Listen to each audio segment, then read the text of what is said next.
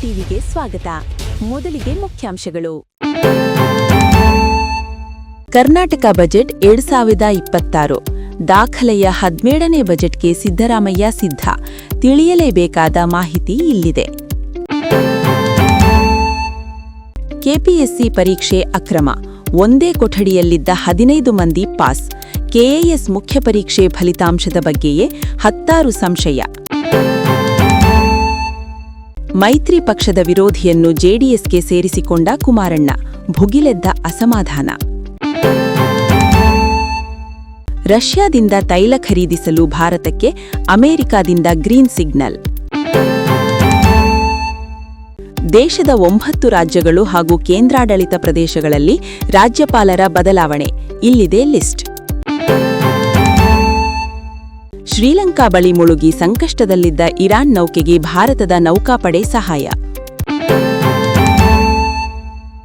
ಭಾರತದೊಂದಿಗಿನ ಸಂಬಂಧ ಹಾಳಾಗಲು ಬಿಡುವುದಿಲ್ಲ.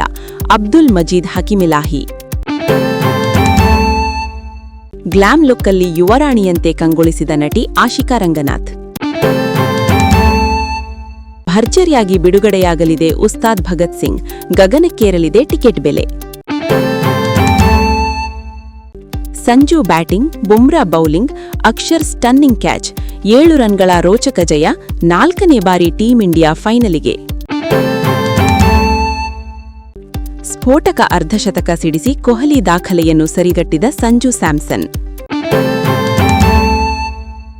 ಮಧ್ಯಪ್ರದೇಶ್. ಬಾಲಕನನ್ನು ಸುತ್ತಿಗೆಯಿಂದ ಹೊಡೆದು ಕೊಂದು ರಕ್ತ ಕುಡಿದ ರಾಕ್ಷಸ.